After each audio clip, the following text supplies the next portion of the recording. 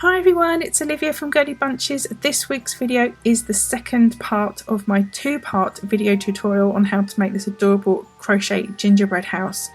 If you've not seen the first part, please do watch the first video so that you can see how to make all the parts, as we're now going to assemble it in this video. If you're a beginner, please don't be put off by the large project. It's really very easy to do. You know me, I like to keep things simple, so take it step by step and you'll be surprised at what you can achieve. There is a written pattern available to download as a PDF, which is in my Etsy store. You can find the link in the description box underneath to this video, to the pattern. I'll say now I'm British, so I use British terminology in both videos. If you're not familiar with the difference in the stitch names, look in the description box down below, as I've added a link to my website that has a conversion table on it. The written pattern also uses British terminology and has a conversion table in it for your reference. Also in the description box down below there will be links to each of the steps in the video, so you can skip forward to the parts that you need to re-watch, as I appreciate this isn't going to be something that you can make in one sitting. If you're posting a picture on Instagram or Twitter of your progress, why don't you use the hashtag GirlyBunchesGingerbread, and I'll put that on the screen for you so that I can see your progress pictures, because I'm nosy and I want to see them. So I think that's all I need to say, so let's get this video started. Okay, so we've got to the part of the project now where we should have all of our parts made, and I've not included the sweeties or the candy canes or that kind of decoration, the doors and the windows, because they are just simply a question of sewing them on wherever you want them to be, and you can just do that before you assemble it. And I'm trying to save time, I'm trying to save amount of time this video is, so you sew those all on first, and then this part I'm going to show you how to assemble the main body of the outside part. So yeah, you should have all your bits now. So we've got two side walls now, they should be done, and I've just sewn the ends in just to make it look neat on camera. Then we should have the roof cap, which will look like that when it's on the actual finished house.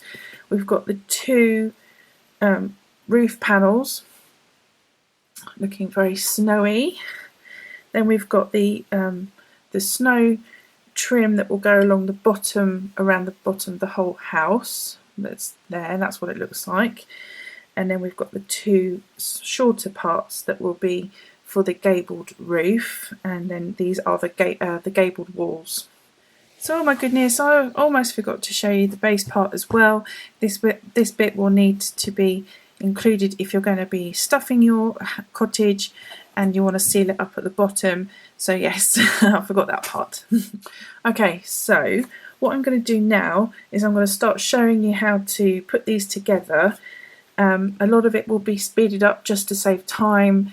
And like I say, I haven't sewn any of the embellishments on, but I would recommend that you do that before you start to assemble it. But that's just a simple sew those things on wherever you want them to be. And this is just to show you how it's all going to fit together, which I think is probably more important than me showing you how to sew something onto a roof, because that's fairly obvious and you can have it however you want it. So all of your windows, doors, embellishments, all onto your pieces first, and then follow my instructions on how to assemble it all. Okay, hope that made sense.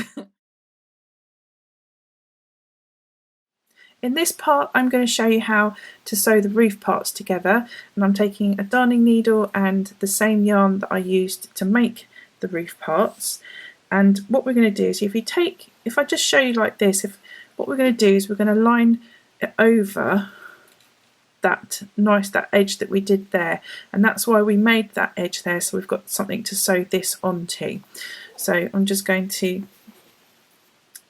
put this one over to one side, and I'm just going to start sewing this off together, but I just wanted to show you how they were placed. It does make that nice edge there, so it's just a question of going in and out, and I'm just doing some gentle tacking stitches, and it won't be seen by the time when it's all finished. I think you'll get the idea. It's just a gentle tack, or however you you feel comfortable, you could go over the edge like that, you know, it's up to you, but I think just laying it down like that and doing a nice little tacking stitch is absolutely fine. It's what I did for my finished one, and you know, you still get that movement and it looks like you have snow on the roof. Okay, so I'm just going to keep going to the end and I shall come back when both pieces are sewn together. So there we go, all sewn together, and you can see that that snow cap piece is just covering those edges that we made on that last row of the roof panels, and when you turn it over it doesn't look like it's separate pieces, it looks like it was meant to be, which is just what we want. Okay, so that is our roof now done, and we can set that aside so that we can get on and sew the other parts together to attach it to.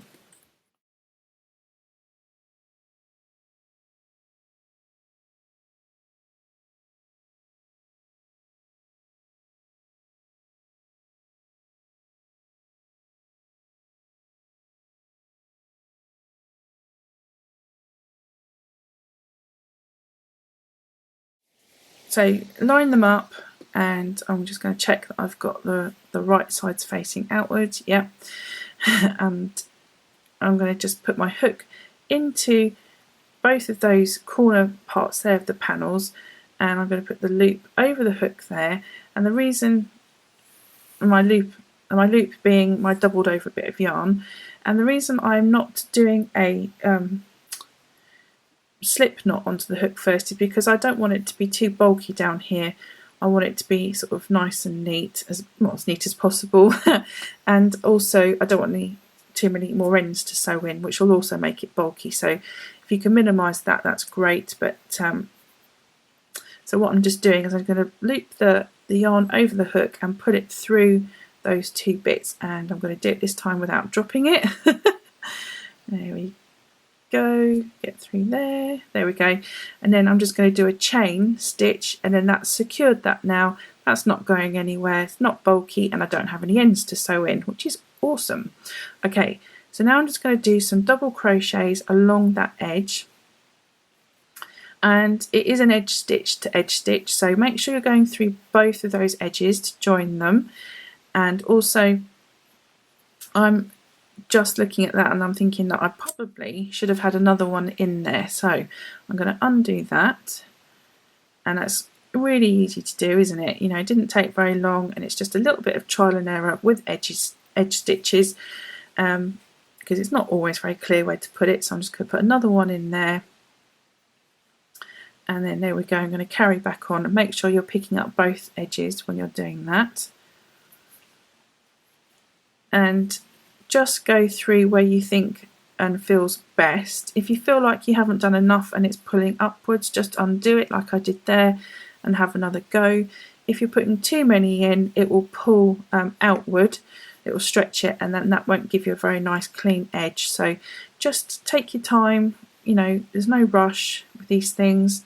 See what feels best, and just go with it, especially if you're going to be using a different yarn that's to the rest of it to sew these up with, you know, crochet these up with.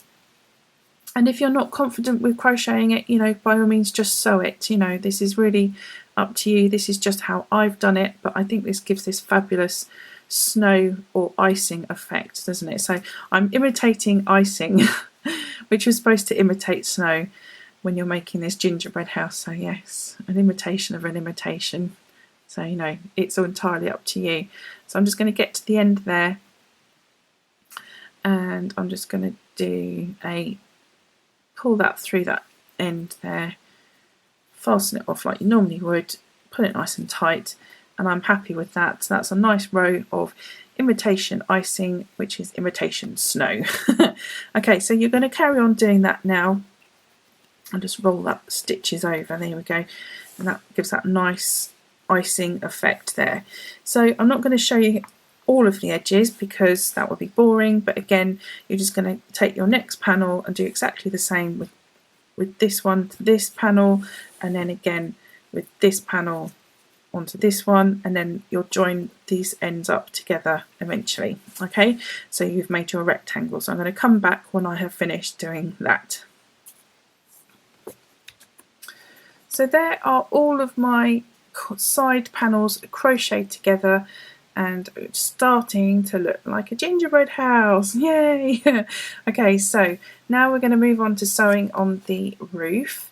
And yeah, I love how that icing looks. I think that just looks fab, and doubling up the yarn does really make a difference. So if you're choosing to use a different type of yarn that's chunkier, then that'll probably be fine. But you know, this doubled up makes all the difference. It just didn't look very nice when it was just one layer, one strand. Okay, let's move on to the roof.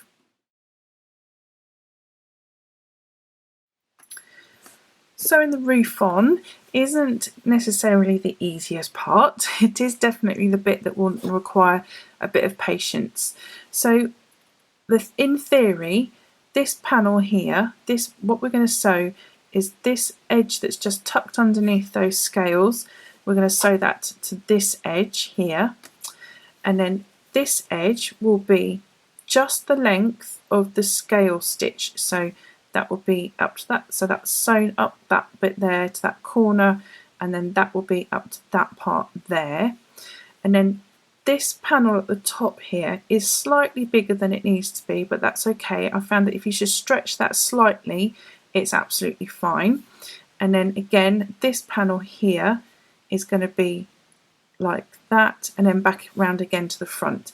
So you may want to start by sewing with this panel bit here, because that will be easiest. So that's what I did. So I just literally started sewing, and I've got a very long bit of yarn here because I'm hoping that that will go all the way round. So I'm just going to tie that knot there so that when I get going it's not going to come undone. And it's just a question of just doing an overstitch all around all of those edges, attaching the roof. So I'm going to speed this up so you get the idea, so that I'm not kind of just, you know, it's going to be a little bit dull otherwise. And the reason for those snow trim parts that we've made separately will be so that you can cover up any of these sort of stitches that you see here. But I found that that kind of added to it anyway. That's that snow trim, but then covers up the fact that I'm using white yarn into the brown. So it is just a question of doing an overstitch on all the way around just to join it. Don't spread them out too much, and keep them as close as you can together, because that way the stuffing won't be able to get out, and we don't want the stuffing getting out, do we? That's if you're choosing to stuff your house, that is. Keep going, and I'm going to come back when I have finished sewing the roof on and show you what it will look like at that stage. And there we go, there is the roof sewn on to the side walls, and we are ready to stuff this now. Right, so now we need to stuff our little gingerbread house, and don't tell anyone that I didn't sew my ends in, and if you don't tell anyone, I won't tell anyone that you didn't do it either. Okay, so I did say that you could use some felt or some cardboard to make this rigid at the sides, but I also want to show that that is completely optional. So the one that I made here has got, if I just squeeze that in, adjust my camera there, sorry about that. This one has got some stability inside. If I just kind of maybe show you, I don't know if you're able to see. No, you can't see. But I've just got some felt, some thick felt in there, and this is my prototype one, so not the perfect one. And it keeps a nice shape. It's very cute. I like that. But I just also wanted to show you that that is an optional step for you. You know, so if you just take your wadding, which I've just got soft toy stuffing here, and I'm just going to start pushing that in to my cottage. And my gingerbread house. I keep calling it a cottage. It's like I want to live there or something. And you know, you can just kind of shape it, and I'm just going to raise the camera up a little bit more. Apologies that this is sort of tight in the screen like this, but yeah, you can just add some more stuffing. That's probably too much. It's hard to tell sometimes, isn't it, how much you actually need. just keep going till it feels right, and then yeah, I think that's probably about right. And then you will just sew on that base panel, and that will keep that nice and a nice shape at the bottom. So that's still really cute shape, and you know, just to show that that is an optional step to have those felt walls on the inside, that frame on the inside, and you still get a good shape afterwards. So that's what I'm going to do now. I'm going to sew that base panel on, and again, you know, it's just going to be an over stitch, so I will speed that up.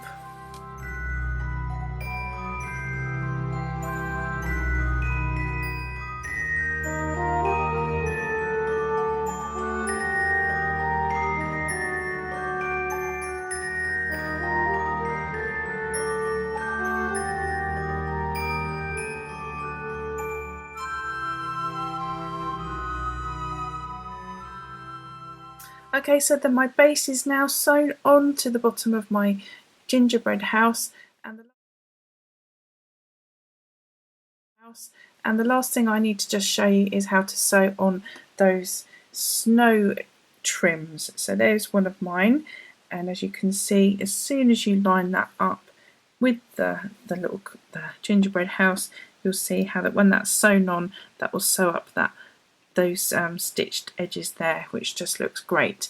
So I'm going to do that, and I'm just going to do it onto, I'll just show you doing one edge, and then I will come back after I've done them all, because once you've seen one, well, you've seen them all, haven't you? You know.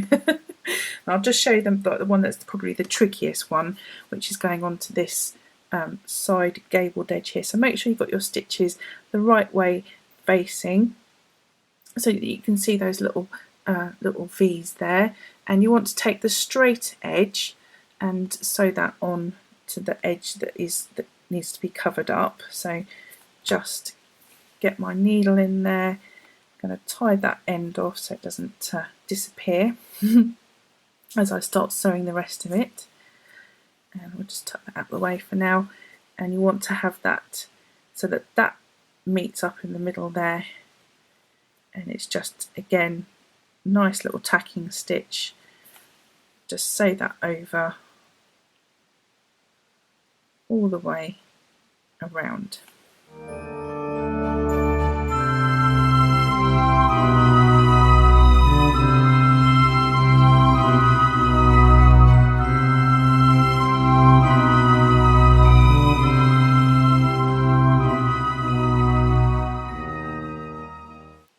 So there we go, I've just gone round and sewn that on, and it's sewn up that, and it covered up those stitches there beautifully, and it just finishes off that edge lovely. So go ahead and do that to the other side, and then you just want to sew then your snow trim along the base, and I won't show you, but I'll just show you where to start. So you take your edge that has your only 3 trebles on it, and you just line it up with the edge that is a corner, and you just sew that then in the same way all the way around, and so make sure you've got your straight edge along the bottom, and as you come round and as you get back round to the beginning again, you'll be in the perfect place then to finish back where you started. And so you just sew that on. I'm not going to show you that because that's just the same principle as this snow trim here, but just a little bit easier because you're going around that base edge there. And that is it. So that is the end of video 2. Hopefully by now you should have completed your project, or at least be well on the way to finishing it off. I really hope you've enjoyed making your little gingerbread house. I know I love mine. This has been the biggest project I've worked on so far for my channel, and I hope I've covered as much as possible to help you make it. I've really enjoyed bringing it to you, so I would really love a thumbs up. If you're not already subscribed to my channel, why not click on the subscribe button down below. If you've enjoyed this project, please give it a thumbs up, or even better, share the video with your friends. Don't forget to use the hashtag #GirlyBunchesGingerbread. And yeah, I just really hope you've enjoyed making this project. So enjoy it and love it forever, like I will love mine forever. And take care for now, and I will see you in my next video. Thanks for watching. Bye.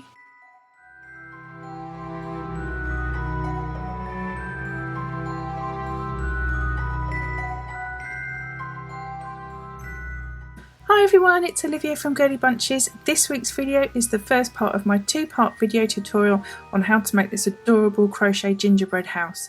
I really hope you like it.